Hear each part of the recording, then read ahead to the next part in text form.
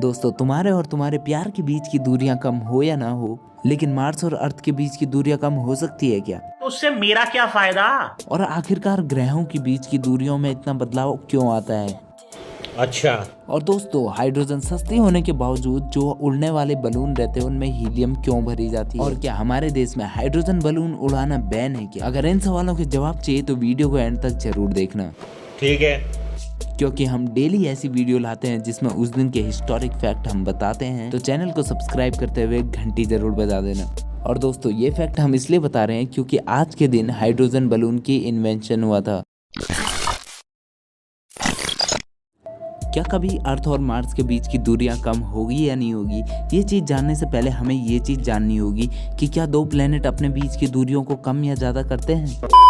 पर इसके लिए हमें थोड़ा बहुत कॉन्सेप्ट समझना होगा कि एक्चुअली में ये डिस्टेंस कैसे चेंज होती है। हमारे सोलर सिस्टम में सन एक स्टेबल ऑब्जेक्ट है और बाकी प्लेनेट अपने डिसाइडेड रूट को फॉलो करते हुए सन का चक्कर लगाते हैं। और यहीं पे एक कैच है, क्योंकि हर प्लेनेट का अलग अलग ग्रेविटी, मास, सब कुछ चेंज होता है। इस वजह से उनके चक्कर लगाने की स्पीड और साथ ही साथ दिन में अंतर आता है। जहाँ अर्थ अपना एक चक्कर लगभग 365 दिन में कंप्लीट करता है, वहीं मार्स 600 से 700 दिन ले लेता है। और इसे तुम ऐसे इमेजिन कर सकते हो जैसे अर्थ बार बार मार्स को ओवरटेक करता है। और इसका एक और सबसे बेस्ट एग्जांपल है, वो है सोलर और लूनर इक्लिप्स। पर अभी भी सवाल वही है कि अगर वो एक दूसरे की चक्कर लगाते हैं तो इसमें डिस्टेंस का तो कोई सीन ही नहीं है, क्योंकि वो अपने एक डिसाइडेड पाथ पे रोटेट करते हैं।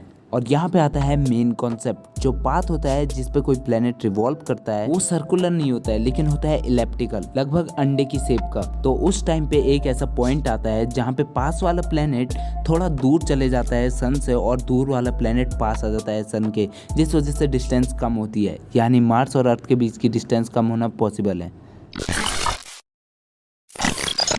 अब आप सभी लोगों के मन में एक सवाल आ रहा होगा कि थ्योरी और ज्ञान तो काफी पेल दिया, लेकिन क्या ये इतिहास में हुआ है या फिर फ्यूचर में कभी हमें देखने को मिल सकता है? तो इसका आंसर है हाँ।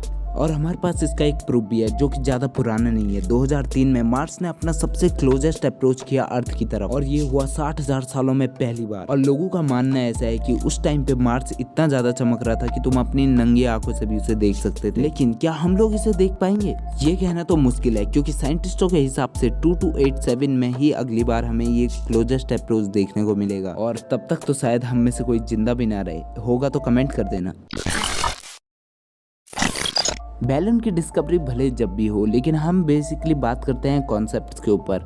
तो कॉन्सेप्ट के हिसाब से देखा जाए तो लैंटेन जो होते हैं, जो कि चाइनीज फेस्टिवल में यूज किए जाते हैं, वो भी kind of a hot air balloon की तरह ऊपर उड़ते हैं, kind of a like balloon.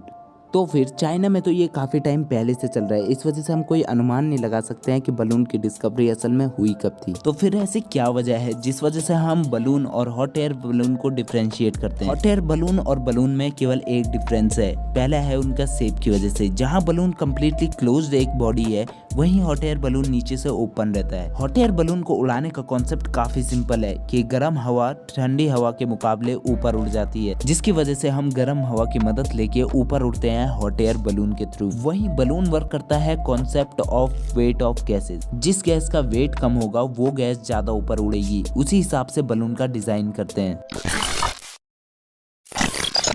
Hot air balloon की खोज 1709 में हो गई थी, जब पहली बार उसमें एक आदमी उड़ के ऊपर गया।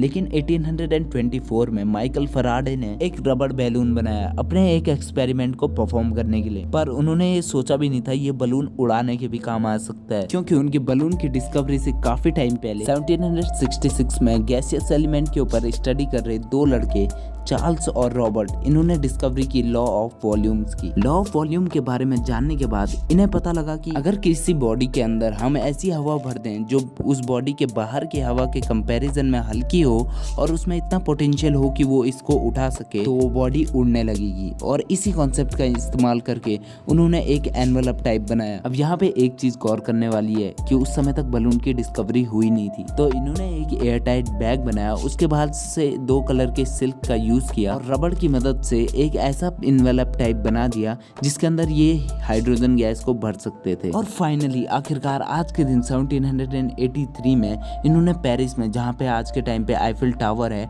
वहाँ पे इस बलून को लॉन्च किया और ये बलून लगभग 900 मीटर की हाइट तक गया और इतिहास के पन्ने में हाइड्रोजन बलून दर्ज हो गया। लेकिन आज के टाइम पे अगर आप नोटिस करें तो जितने भी बलून आते हैं जो हवा में उड़ते हैं उनके अंदर हीलियम भरी जाती है। मगर क्यों? भले हाइड्रोजन बलून बैन नहीं है लेकिन इन पे आग लग सकती है फूटने की वजह से। और हाइड्रोजन एक ऐसा एलिमेंट है जो हर किसी चीज के साथ रिएक्ट करता है, वही हीलियम किसी के साथ रिएक्ट नहीं करता है। इस वजह से हम हीलियम को ज्यादा प्रेफर करते हैं, भले वो महंगा है। तो ऐसी जानकारी के लिए लाइक जरूर करना और साथ ही साथ चैनल को सब्सक्राइब करके घंटी जरूर दबा देना।